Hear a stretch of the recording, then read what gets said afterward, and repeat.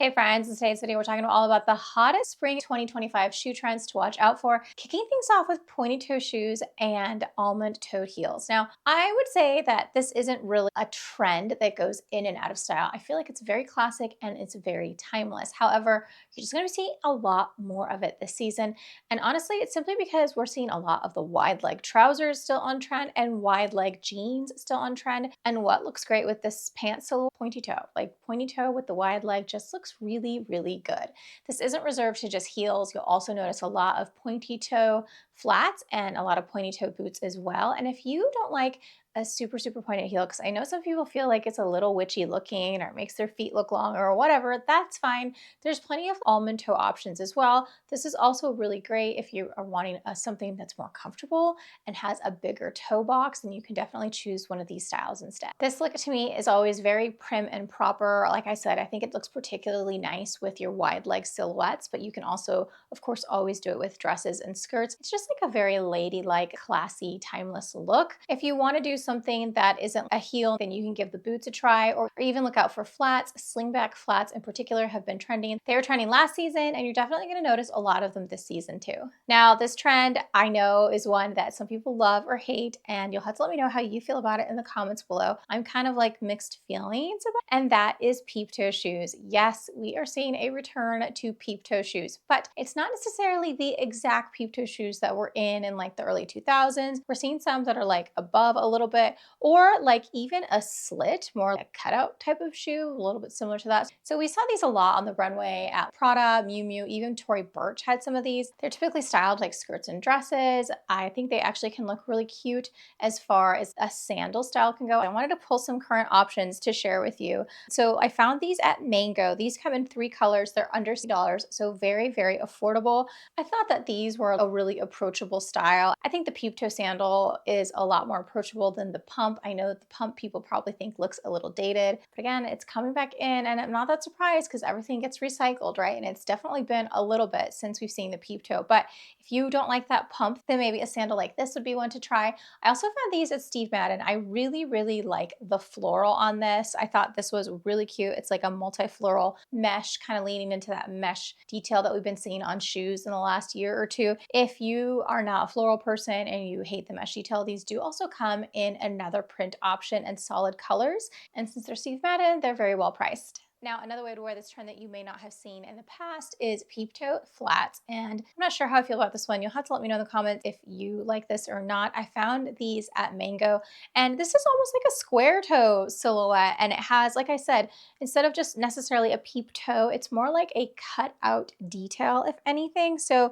this is just going to be really interesting. I could see this being styled with something like a straight leg jean. The texture of the moment is suede, and we're definitely very much living in our suede era. And this goes across the board from boots and loafers, which we're used to seeing. We've seen plenty of suede loafers. I'm sure you've seen plenty of suede boots. We don't see them as often in heels, and we're definitely getting a lot of that. And we're getting a lot of it in sneakers, which is a little bit unusual. If you think about it, we typically see sneakers in leather, faux leather, maybe like a canvas kind of finish, but we don't often see suede sneakers, and suede sneakers are having their day. Now, like I said, it's kind of across the board, so you'll see it in accessories like your handbags and your belts, but suede sneakers in particular is where it's at this spring. So the interesting thing about these suede sneakers is that they're all really colorful. And I mentioned this last spring, and it's still very trending to have all sorts of wild colors on your sneakers.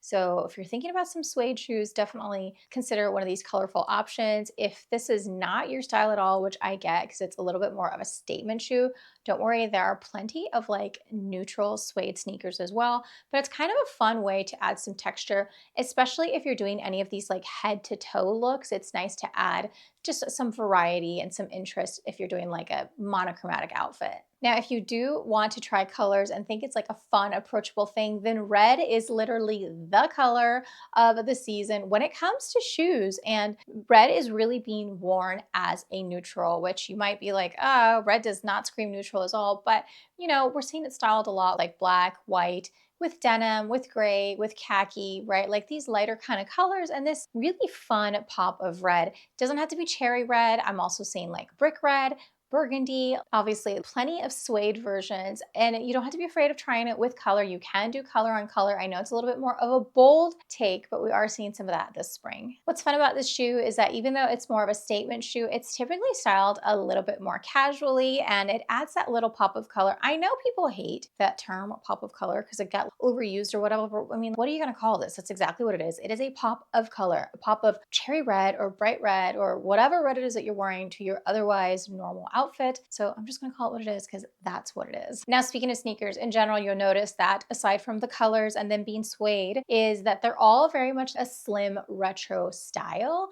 And that's kind of what we're leaning into more this spring season, just like a throwback style of sneakers. So if you're looking for more like everyday styles, we're still really embracing sneakers and in that casual era. And I love this. I'm a mom on the go, so it's nice to be able to throw on sneakers and it's a cute, trendy look. I don't have to feel like I have to throw on a heel.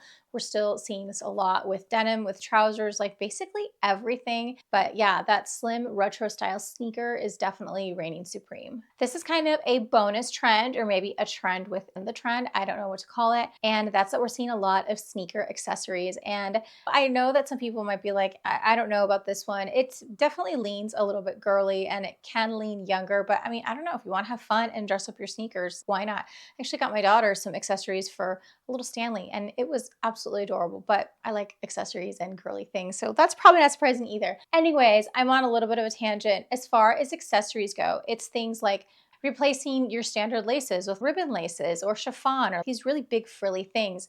We're also seeing actual accessories like charms and bracelets, like a bracelet for your sneaker. And it's kind of cute and fun. You can really, really outdo yourself on this, or you can keep it really minimal, whatever you. I picked out some really specific ones to show you. Like I found these pearl bow shoes. This is literally a charm that you would add to your sneakers. What's cute about this is that it's interchangeable, right? You can put it on any kind of sneaker. You don't have to just keep it on one specific pair. I also found these really gorgeous satin organza shoelaces. I thought these were really fun. They come in pink and white and it's sheer and girly. And in the photo, there's actually two different style laces. So like I said, you can go as overboard as you want to or not. If you hate something like this, you might want to try this gingham shoelace that I found. This is a little bit less girly, but again, we're really seeing a lot of personality in our shoes, right? They're colorful, they're different textures. Now that we're adding charms and stuff. So this trend is very, very personalized, if anything. I also found this really cute shoe charm set, and this is,